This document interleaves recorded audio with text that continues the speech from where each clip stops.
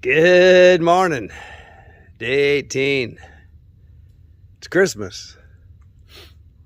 Today is Christmas, Florida. We'll go in and see if they still have the lights on and hopefully some bacon. So one thing that's kind of nice when you're hiking in the dark, either morning or night, is the trail crew has put nails near some of the blazes that are, you can see that one or not, but that little round thing right there is a nail with a reflective head on it. So when you're trying to find these orange blazes in the dark, it's kind of tough, but when you see those nails, you know you're on the right track. Okay, morning's starting to shine in the jungle.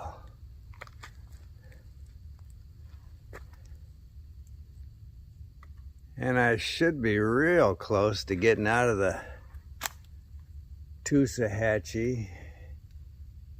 The boundary. But that's just a physical boundary.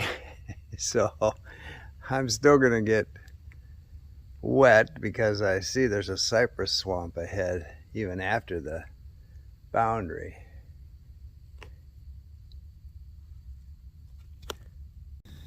So another half hour of walking last night would have brought me to this nice dry patch, kind of a parking area here for a trailhead. Been like sleeping on a mowed golf course, but you never know.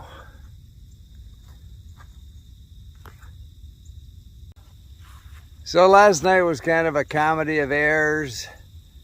I'm always pushing daylight, and so usually it works out. Usually you'll find a spot, and I found a spot. It just wasn't ideal. It was kind of wet, but I do have a good ground cloth that I bought with that new Hillyberg tent. Bought their ground cloth, which was a good idea. And of course, got a bathtub floor, so I can take a lot of moisture. That was not a problem.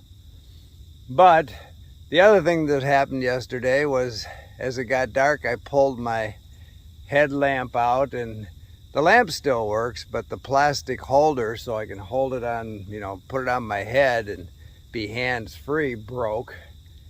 And then my pole is still giving me problems. It's actually getting worse. And this section in here was probably the muddiest section I've done on the trail, and so my pole would keep coming apart and I'd have to put it back together. I duct taped it, I gorilla glued it, but gorilla taped it, and everything's so wet it's just not holding. So I need to figure out a way to carry a little adhesive, like liquid adhesive, that would fix it in a minute.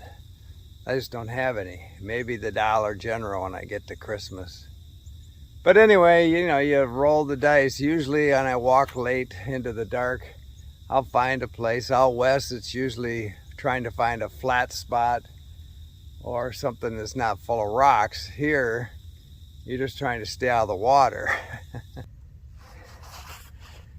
So I'm glad I started early to get into Christmas, because I'm moving at about less than a mile an hour. It's just ankle deep mud. Actually, when you come to a little water, you think, oh great, because now I can rinse off my boots.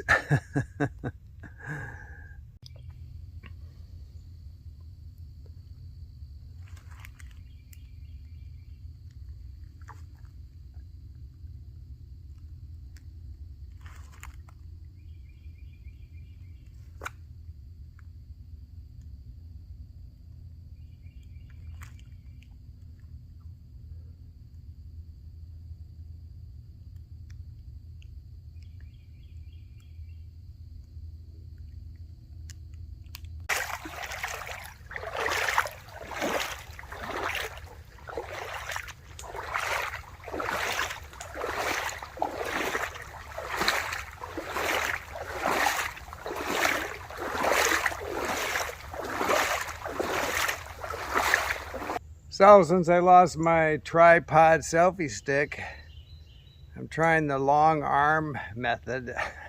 I hope this is working. Anyway, I'm at the Hoot Owl camp, which would have been nice to get to yesterday. Then it would have just been a short mile some change into Christmas, but the Talsahatchee swamp had different ideas. It's been slow going this morning. I got up in plenty of time, but I've been moving at half to a mile an hour in the mud. And the problem with that is, I think they stopped serving biscuits and gravy at 10 at the market.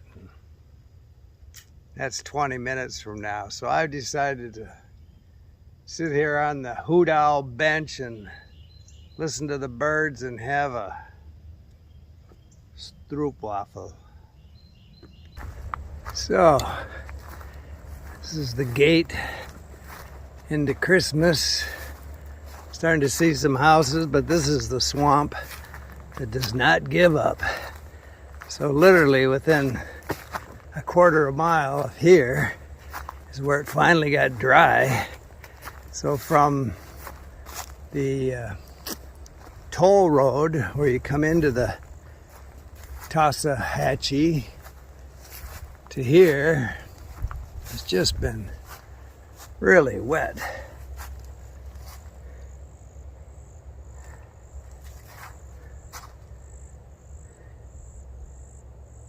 But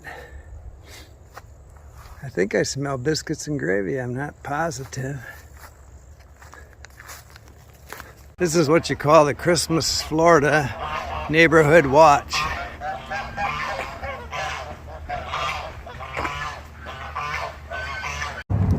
So it's a ways to the market. Circle K's after that. Post office and the church are way down the road here. So let's take our time. My plan right now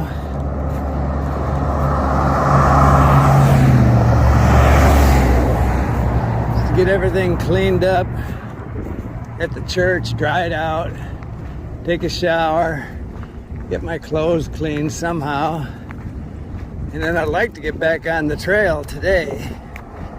Knock out a few miles, so I'd have, less than 18 tomorrow to get to Billy Goat Days.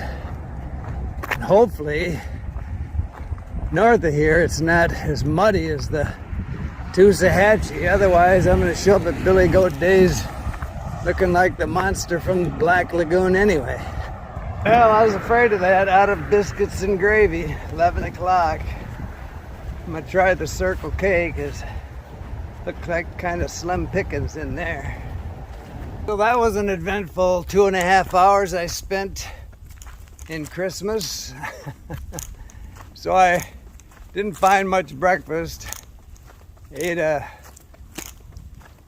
heated up breakfast sandwich I bought at Circle K and a couple little things of chocolate milk on the side of the building, and then I started walking, which is quite a ways down to the church and the post office, and a trail angel and maintainer named Mighty saw me and picked me up and took me to the post office, and they're right next door to the church, and dropped me off there. Great guy. He's going to be flipping burgers at Billy Goat Days, so I'll see him tomorrow probably. Anyway, great stop there. I took a shower in my clothes. Then I changed clothes and they had a floor bucket there I filled with water and really got the sand out of my socks. Washed my clothes the best I could. Got my bear rope out. Hung a line, dried out my tent, my sleeping bag, charged up my phones. I got my resupply all repackaged. And then Mighty showed up again, so I said, hey, because it's a long way back to the trail through town. You know, like I'd spend an hour getting back to the trail. So I asked Mighty if I packed up real quick, would he take me back? Oh, sure. In fact, he was picking up some other hikers just coming into town. He said, perfect timing, I'll drop you off and pick them up. So the other thing you might notice is I've got my selfie stick tripod back. So the pastor came in and I was talking to him, and in the conversation I happened to look out the front door of this hiker hut, and on the railing I see a selfie stick kind of screwed to the railing, you know, with where the camera goes in and the phone goes in. And I said, hey, I think that's my selfie stick. So I went over, and sure enough, and I asked around who might have put that there, and it was some guy named Dirty Mike. So I guess he's a trail angel in the area. He must have found it and just assumed that I'd be coming into Christmas. And thank you, Dirty Mike. Unless I see you at Billy Goat Days, I'm gonna look for Dirty Mike at Billy Goat Days. But if I don't see you and you see this, thank you. The trail provides. Yeah, I took a bath in my clothes, a shower, washed them good in a tub, and now I'm right back out in the mud again. So I smell bad and I look bad, but I feels good. So this is a junction. The Florida Trail goes that way, and what is called Orlando Wetlands goes this way, which is a blue line. Not any shorter, but drier. And according to Mighty, the trail angel I met in Christmas, he said they have an alert online for hikers to go this way because it's pretty deep this way. Well, it's only like knee deep, which I've done plenty of that on this trail, but what he explained to me is that Orlando's wastewater treatment comes through this wetland. So it's treated, but it's still not up to par, so they run it through this wetlands, and I guess when it comes out of this wetlands, it's pretty clean. But not only don't I want to hike, road walk through Orlando, I don't want to walk up to my knees in their wastewater either. So I'm going to take Mighty's advice and do the blue loop. And hopefully I'm going to get to my campsite in another 3 miles before dark. I don't want to do the same thing I did last night. Everything's dry. Tent's dry, bag's dry. Get a good night's sleep, and tomorrow I'll be at Billy Goat Days. And Mighty said there's showers there too, so I can go in and get the mud off me again. So I'm at Fern Camp. Got a nice little tent spot. Got armadillo neighbors running around the bushes back here. And it's sunset, perfect timing.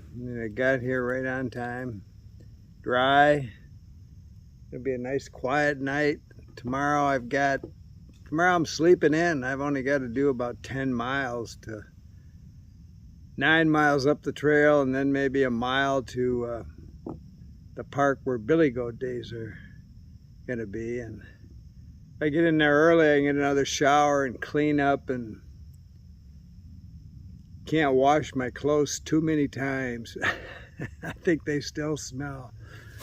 So once I get north of Orlando, it'll be higher ground, Ocala National Forest. Not that you're not going to get your feet wet in some areas, but it is higher, piney forest. You have the Springs area, Alexander, juniper, salt, different critters. You'll see otter up there in some of the streams. around the springs. So I'm looking forward to that. So it is a wet season, a wet year down here to do the trail, but I'm glad I did.